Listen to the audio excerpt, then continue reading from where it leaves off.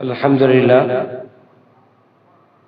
মহান আল্লাহ রাব্বুল আলামিনের দরবারে লক্ষ কোটি কোটি শুকর ও সুজুদ যে আল্লাহ রাব্বুল আলামিন আপনাকে আমাকে অত্যন্ত দয়া ও মায়া করে মহব্বত করে তার ঘর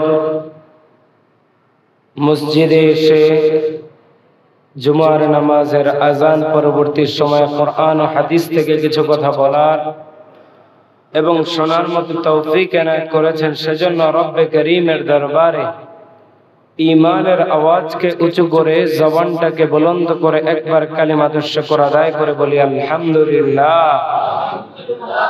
আর জোরে বলি না আলহামদুলিল্লাহ। আল্লাহ তাআলা আমাদেরকে এই পৃথিবীতে প্রেরণ করেছেন। এই পৃথিবীতে আমরা যতদিন বাঁচবো, যতদিন আমার হায়াত থাকবে, আমার আপনার জীবনের প্রত্যেকটা মুহূর্তে হুকুম চলবে কার? জবানটা খুলে বলেন না কার? সন্দেহ আছে এর মধ্যে কোনো? আপনি যত বড় মানুষই হন না কেন, যত ধনাঢ্যশালী হন না কেন, যত ক্ষমতাবানই হন না কেন, আপনার ক্ষমতাই শেষ না। আপনার উপর ক্ষমতাবান একজন আছেন, তিনি কে? জবানটা খুলে বলেন না কে? সুতরাং ক্ষমতার বড়াই নিয়ে, সম্পদের বড়াই নিয়ে অহংকার করার কোন সুযোগ আছে? অহংকার এটা হচ্ছে আল্লাহ তাআলার চাদর। অহংকার এটা আল্লাহর চাদর। অহংকার কেবলমাত্র আল্লাহ তাআলাকেই মানে। কারণ কেন? আল্লাহ বলেন সূরা ইখলাস, আমরা সবাই জানি, আল্লাহ বলেন কুল হুয়াল্লাহু আহাদ আল্লাহুস সামাদ লাম ইয়ালিদ ওয়া লাম ইউলাদ ওয়া লাম ইয়াকুল লাহু কুফুয়ান আহাদ। আল্লাহ তাআলা বলেন, ওরে দুনিয়ার মানুষ,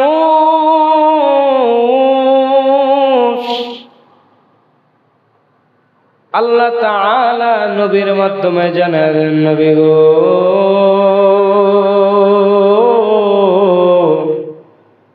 আমার দুনিয়ার গোলামদেরকে জানায় দেন আল্লাহ কে, আল্লাহর পরিচয়টা জানায় দেন।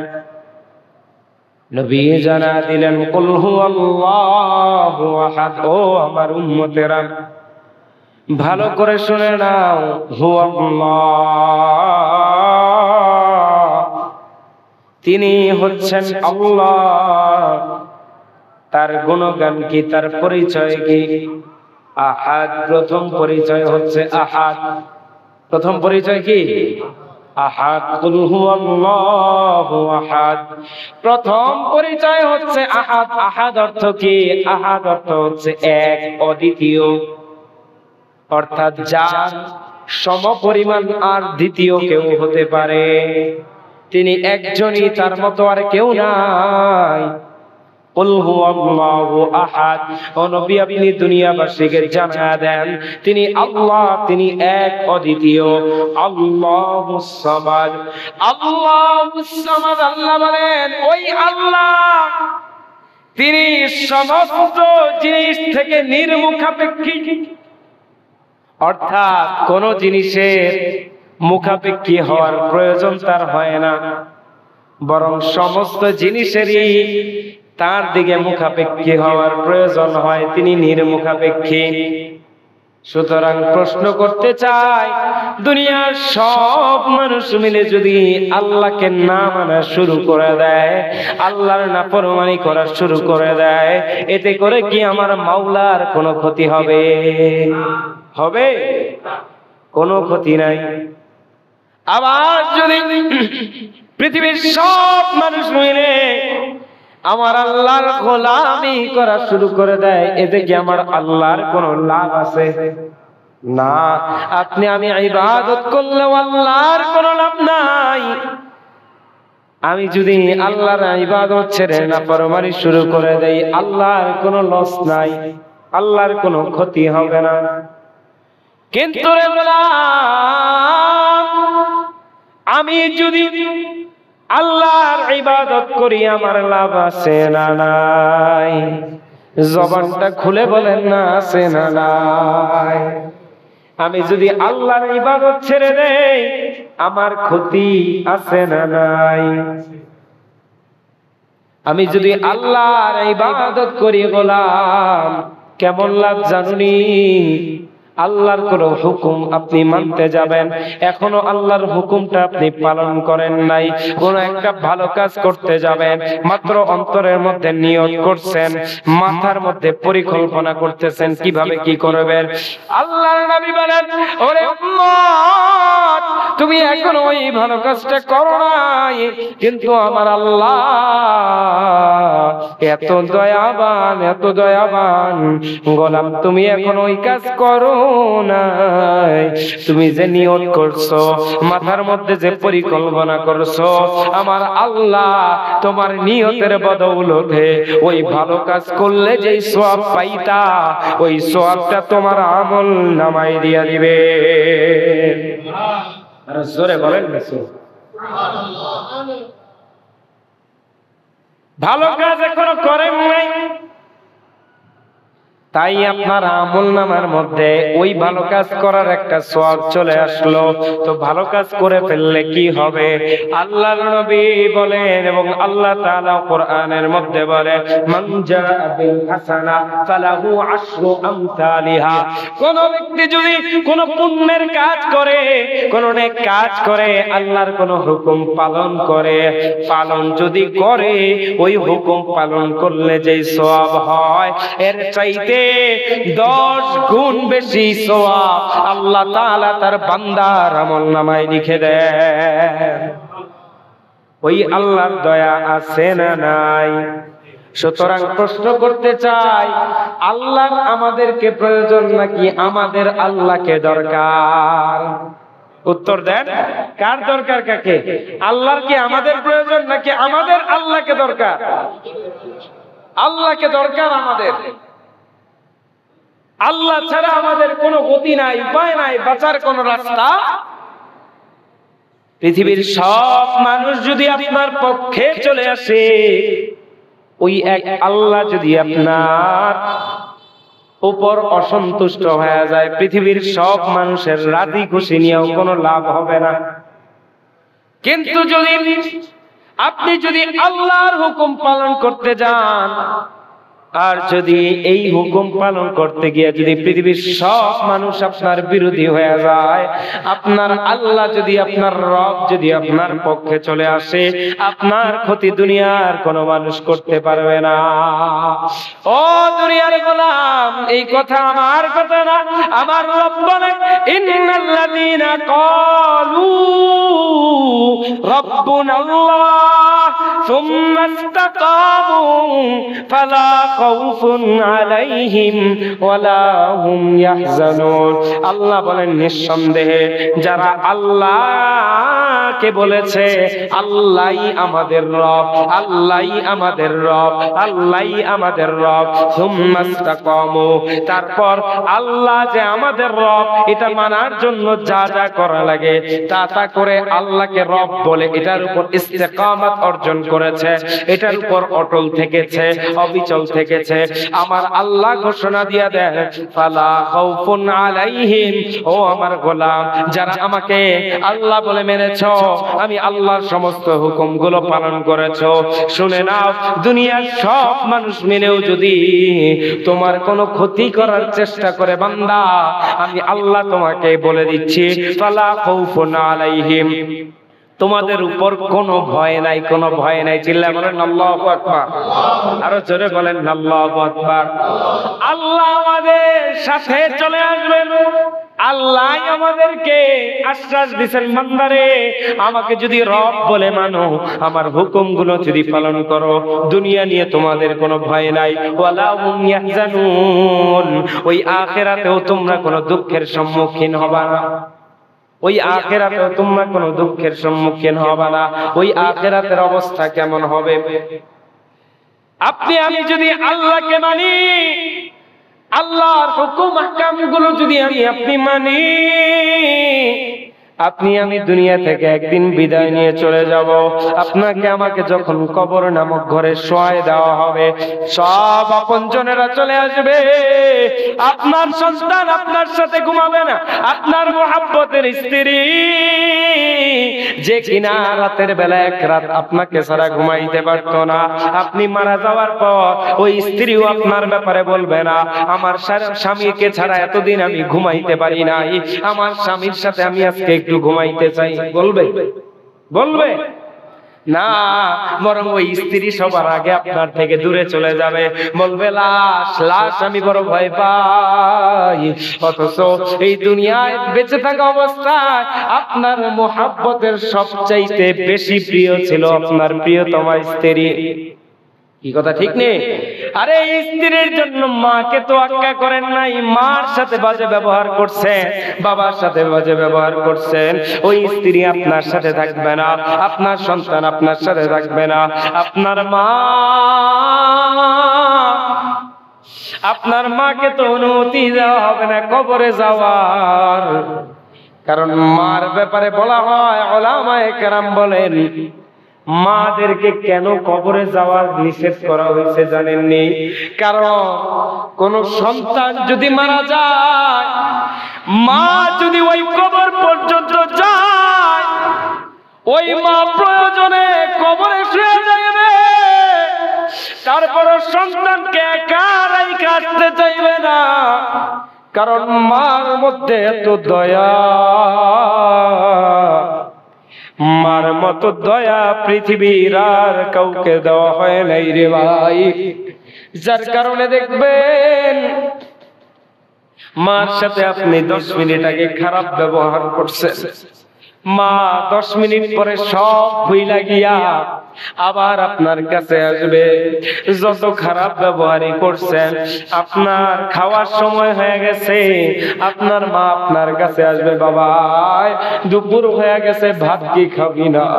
রাত হয়ে গেছে, গভীর রাত, বাসার ভিতরে ঢুকায় দেখবেন সবাই ঘুমায় আছে, একটা মানুষ এখনো পর্যন্ত ঘুমায় নাই। তিনি কে?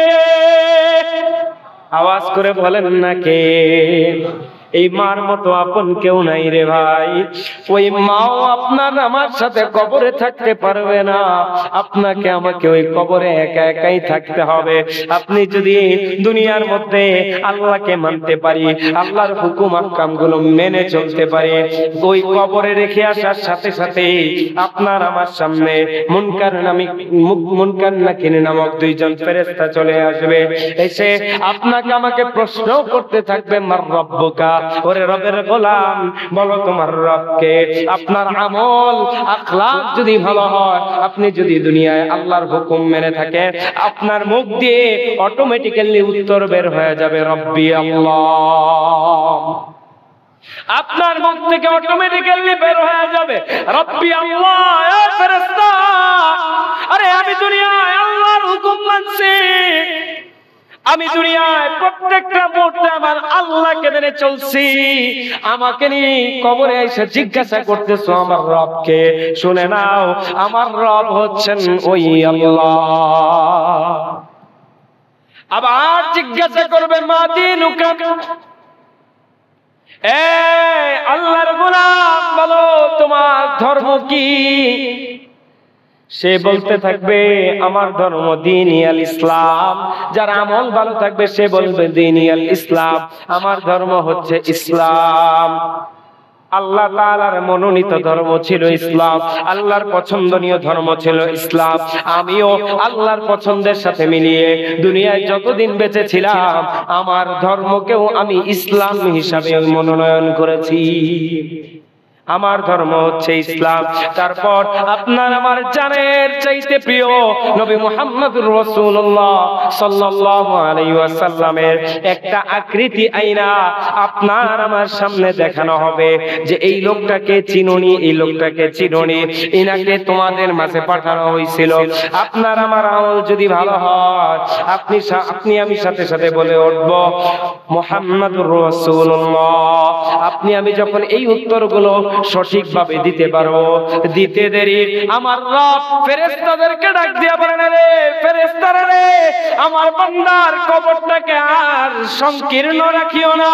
আমার বান্দার কবরটাকে ওর চোখের পাওয়া যত দূর পর্যন্ত যায় তত দূর পর্যন্ত আমার বান্দার কবরটাকে প্রশস্ত করে দাও। আর জোরে বলেন না সুবহানাল্লাহ। ফেরেশতারা ডাক দিয়া বলবে, এই কবর, এই বান্দার চোখ যত দূর পর্যন্ত যায় তত দূর পর্যন্ত প্রশস্ত হয়ে যাও। বান্দা যখন এই উত্তরগুলা দিতে থাকবে, দেওয়ার সাথে সাথে আমার আল্লাহ তাআলা ওই বান্দার কবরের মধ্যে জান্নাতি বাতাস চালু করে দিবে। আর জোরে বলেন না সুবহানাল্লাহ।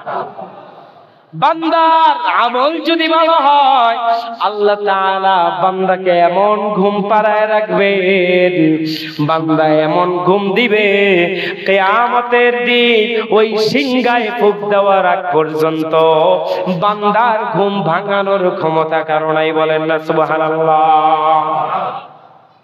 আর যদি আমল খারাপ হয়, তাহলে ফেরেশতারা এসে জিজ্ঞাসা করবে, ও রবের গোলাম, আমার রব্বকা, তোমার রবকে? আমি আপনি বলবো, লা আদরি লা আদরি।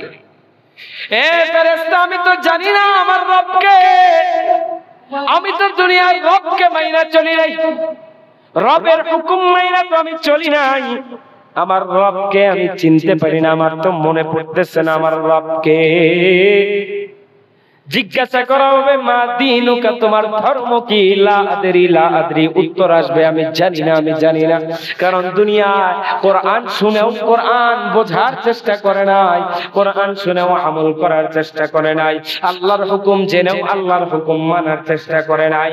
যার কারণে তাকে যখন জিজ্ঞাসা করা হবে, মা দীনুকা, আল্লাহর মনোনীত ধর্ম একটা দুনিয়ায় ছিল, বলো ওই ধর্মের নাম কি? বলতে পারবে না। আল্লাহর নবীর চেহারার আকৃতি নিয়ে আইসা তার সামনে দেওয়া হবে, এই লোকটাকে তোমাদের মাঝে পাঠানো হয়েছিল, বলো ইনি কে? সে বলবে, লা আদরি লা আদরি। সে বলবে, জানি না, জানি না। ফেরেশতারা আর দেরি করবে না, আমার আল্লাহ হুকুম দিয়া দিবেন, আমার আল্লাহ তাআলা হুকুম দিয়ে দিবে, এ কবরের মাটি, এ আমি আল্লাহকে চিনে না, এ আমি আল্লাহর মনোনীত ধর্মকে চিনে না, এ আমার প্যারে হাবিব,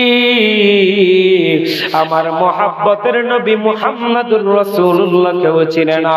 এর কবরের মাটি, এমন বান্দাকে আমি ভালো রাখতে চাই না।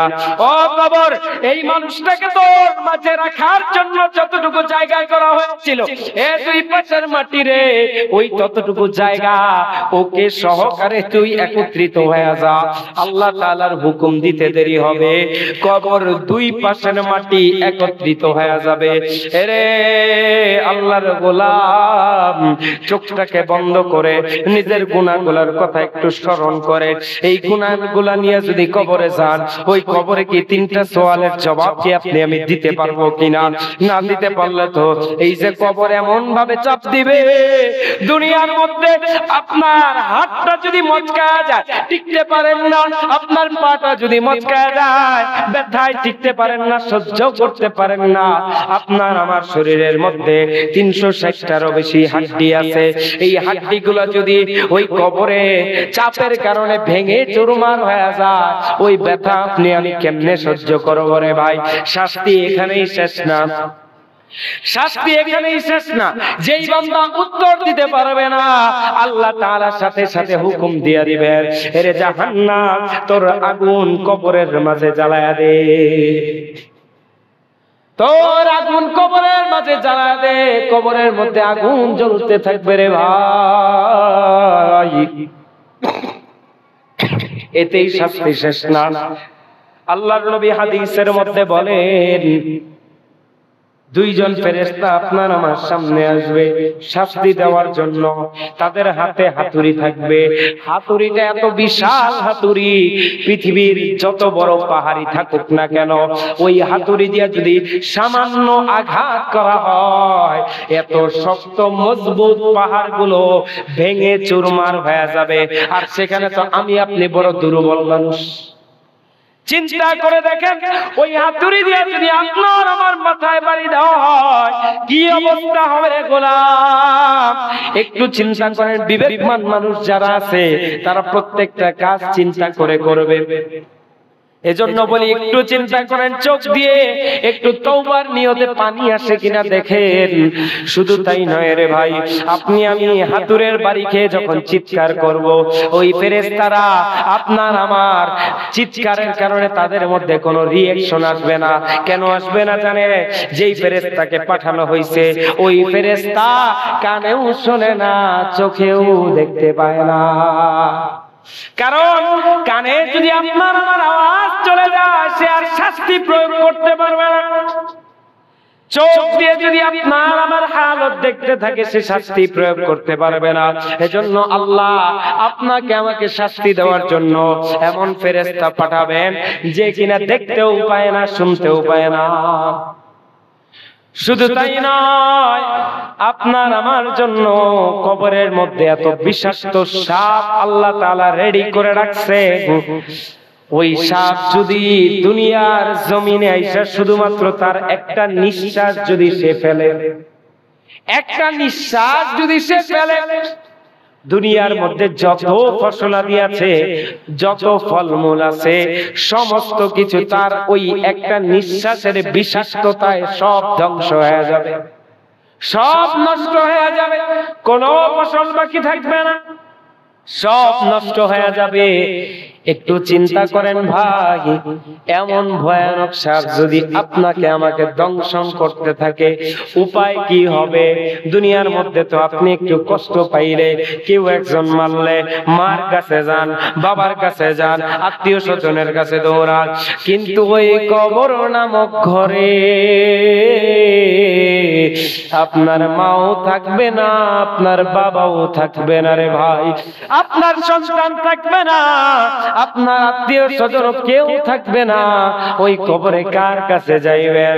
আপনি শেষ হয়ে যাবেন, আবার ঠিক করা হবে, আবার আযাব দেওয়া হবে, আবার শেষ হয়ে যাবেন, আবার ঠিক করা হবে। এইভাবে কিয়ামত পর্যন্ত আযাব চলতেই থাকবে রে ভাই। ওরে গোলাম, এজন্য আল্লাহর নবী বলেন, ও দুনিয়ার উম্মত, তোমরা ভালো করে শুনে নাও, আল কবরু আউয়ালু মানজিলিন মিন মানাজিলিল আখিরাহ। কবর হচ্ছে আখিরাতের মঞ্জিল সমূহের মধ্যে প্রথম মঞ্জিল। কেউ যদি ভালো কাজ করে যায়, এই কবর যদি তার জন্য ভালো হয়ে যায়, তার পরবর্তী মঞ্জিলগুলোও ভালো হয়ে যাবে। আর কবরে কেউ যদি আটকা পড়ে যায়, তার পরবর্তী বিষয়গুলো তার জন্য আরো কঠিন থেকে কঠিন হয়ে যাবে। এজন্য বলি, ও যুবক ভাই আমার, হাতে ধরি, পায়ে ধরি, দুইটা পা আগায় যারা এখনো পর্যন্ত যৌবনের তাড়নায় গুনাহের মধ্যে নিমজ্জিত হয়ে আছো, ও যুবক ভাই, তোমার আশপাশে তাকায় দেখো, কত যুবক মানুষ দুনিয়া থেকে বিদায় নিয়ে চলে গেল। তুমি মনে করছো বিয়ে করার পরে গুনাহ ছাড়বা। ও যুবক ভাই, তোমার মতো কত অবিবাহিত যুবক মানুষ দুনিয়া থেকে বিদায় নিয়ে চলে গেছে, আছে না নাই? আছে না নাই? যুবক ভাই, যারা এখনো পর্যন্ত গুনাহ করো, কত ঘটনা এমন শুনতে পাই, যুবক মানুষ রাতের বেলা ঘুমের ঘরে গেছে, সকাল বেলা যুবককে দরজা ভেঙে তার ঘর থেকে বের করা লাগছে, আছে না নাই? সুতরাং মৃত্যুর কোনো সময় নাই রে ভাই, মৃত্যুর কোনো গ্যারান্টি নাই। যতই মৃত্যু থেকে পলায়ন করে নাই না মা তাকুনু ইউদরিকুমুল মাউত, মৃত্যু থেকে পলায়ন করে যেখানেই যান না কেন, মৃত্যু আপনাকে আমাকে ধরে ফেলবে। এজন্য হাত জোর করে অনুরোধ করি রে ভাই, আপনার দুনিয়ায় থাকার যদি কোনো সময় সীমা থাকতো, তাহলে আপনি গুনাহ করে একটা সময় তওবা করে নিতে পারতেন, সমস্যা নাই। কি বলেন?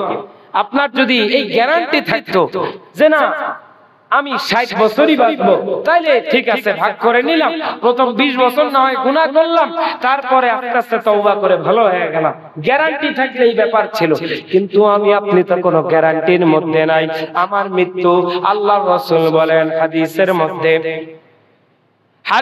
মধ্যে বলেন, এ দুনিয়ার উম্মতেরা, তোমরা তোমাদের মৃত্যুকে এত কাছে মনে করো, তোমরা নামাজের মধ্যে সালাম যে ফিরাও, এক সালাম থেকে এক সালাম ফিরায়া আরেক সালাম ফিরাইতে মধ্যবর্তী যতটুকু সময় থাকে, আল্লাহর নবী বলেন এর চাইতেও তোমাদের মৃত্যুটা তোমাদের কাছে মনে করো। এক সালাম ফিরায়া আরেক সালাম ফিরাইতে সময় কতটুকু বাকি থাকে, আল্লাহ রাসূল বলেন এর চাইতেও নিকটে মনে করো তোমাদের মৃত্যু। তাহলে চিন্তা করেন তো একটু ভাই, একটু দিলের কানটা দিয়ে শুনেন যে আমি আপনি যদি আমার এক সালাম ফিরানো থেকে আরেক সালাম ফিরানো পর্যন্ত যতটুকু সময়, এর চাইতেও কাছে যদি আমার আপনার মৃত্যু মনে করি, তাহলে কি আপনার আমার দ্বারা গুনাহ করা সম্ভব? কি ভাই সম্ভব? কিন্তু আমার আপনার মৃত্যু অবস্থা এমন হয়ে গেছে, আমি দেখতেছি আমার সামনে যুবক মারা যাচ্ছে, আমি দেখতেছি আমার সামনে ছোট কিশোর মারা যাচ্ছে, আমি দেখতেছি আমার সামনে আমার বাবার বয়সী লোক মারা যাচ্ছে, সাদা মুরব্বিওয়ালা বাবারা তারা দেখতেছে তাদের সামনে তাদের বয়সী মানুষ মারা যাচ্ছে, তারপরেও আমরা গুনাহ ছাড়তে রাজি না।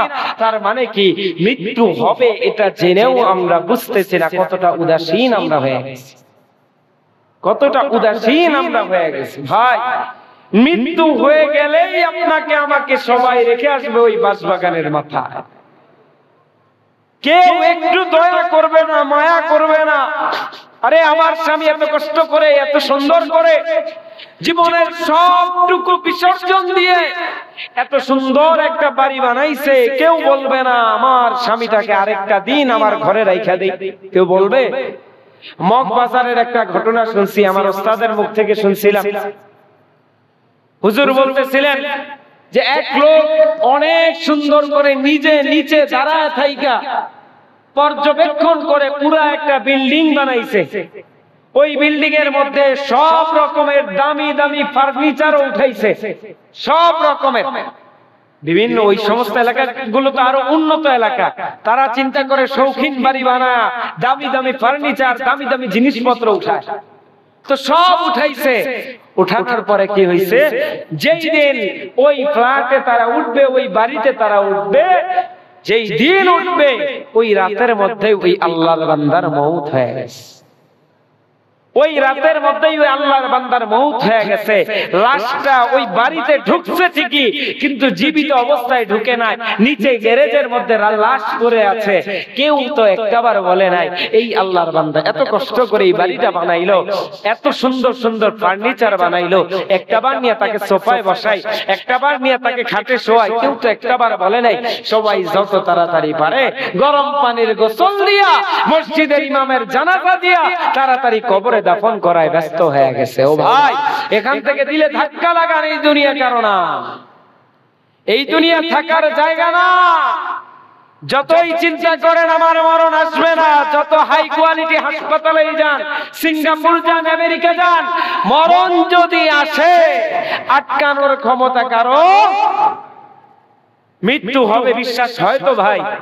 এজন্য ভাই নিয়ত করেন, প্রতিনিয়তই তো বলা হয় যে অবস্থায় থাকেন, যে কোনো মাধ্যমেই থাকেন, আপনার দ্বারা যাতে গুনাহ না হয়। কারণ গুনাহ যখন করবেন আপনার রব আপনাকে পেছন থেকে ডাকতে থাকে, আপনার রব আপনাকে আমাকে পেছন থেকে ডাকতে থাকে, বান্দা কোন জিনিসের দিকে অভিমুখী হয়ে তুমি তোমার রবকে ভুলে গেলা, আসো ফিরে আসো। এজন্য আল্লাহর কাছে তওবা করি, আল্লাহ যাতে আমাদের সকলের জীবনের তামাম গুনাহগুলোকে maaf করে দেন, বলি আমিন। আরেকটু আস্তে বলি আমিন। এবং আমরা এই অঙ্গীকারবদ্ধ হতে পারবো তো ইনশাআল্লাহ হুজুর? আগামীতে ইনশাআল্লাহ আমি যুবক মানুষ, আমার যৌবনের খায়সাত আমাকে এই মানে উল্টা পাল্টা সে আমাকে চাইবে, গুনার দিকে নিতে চাইবে, নফস আমাকে গুনার দিকে নিতে চাইবে, তবে আমি আল্লাহকে ভয় করে এই অঙ্গীকারবদ্ধ হচ্ছি, আল্লাহকে সাক্ষ্য রেখে আমি এই অঙ্গীকার করছি আমি আর কখনো গুনাহ করব না। কে কে আছেন হাত তোলেন ইনশাআল্লাহ। ইনশাআল্লাহ আর কখনো গুনাহ করব না। আল্লাহ তুমি সবাইকে কবুল করে নাও। আল্লাহ তুমি সবার এই অঙ্গীকারকে কবুল করে নাও। আয় আল্লাহ সবার এই অঙ্গীকারকে দিলের মধ্যে বদ্ধমূল করে সবাইকে গুনাহ থেকে হেফাজত করো, বলে আমিন। আর জোরে বলি আমিন। ওয়া আখিরু দাওয়ানা আলহামদুলিল্লাহি রাব্বিল আলামিন। সম্মানিত হাজিরিন, প্রতি সপ্তাহের ন্যায় এই সপ্তাহেও একটু বিরক্ত করি।